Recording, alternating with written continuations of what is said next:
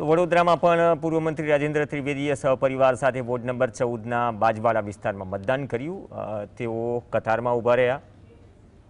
પોતાનો ક્રમ આવ્યા બાદ તેમને મતદાન કર્યું। ભારે ગરમીના કારણે મતદારોમાં મુશ્કેલી જોવા મળી।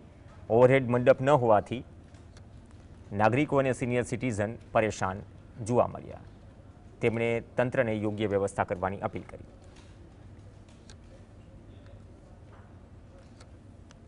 અહીંયા મંડપ તે વખત કરાવતા આગ્રહ કરી જેથી નાગરિકોને પહેલાથી ખબર છે તો અહીં મંડપ કર્યો હોત તો સારી વાત હતી। ખેર પણ લોકો પરસેવો પાડીને પણ પોતાના મતના દાનનો અધિકારનો ઉપયોગ કરી રહ્યા છે। સિનિયર સિટીઝન્સ ઘણા આવી રહ્યા છે અને એ પણ આ લોકશાહીને મજબૂત રાખવા માટે, કારણ કે લોકસભાને મત આપવો કે વિધાનસભામાં મત આપવો એનાથી પણ મહત્વનો અધિકાર અહીંયા સ્થાનિક છે। સ્થાનિક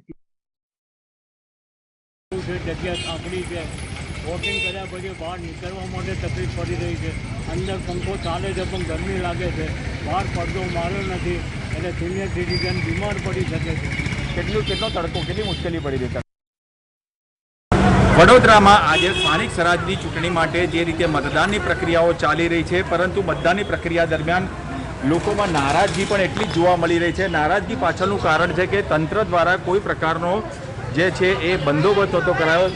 જાણતા હતા કે આજે 40 ડિગ્રીની ઉપર તાપમાન જઈ શકે તેમ છે, તેમ છતાં પણ મતદારોને તડકામાં ઊભા રહીને અહીંયા આગળ પોતાના મતાધિકારનો ઉપયોગ કરવો પડ્યો છે।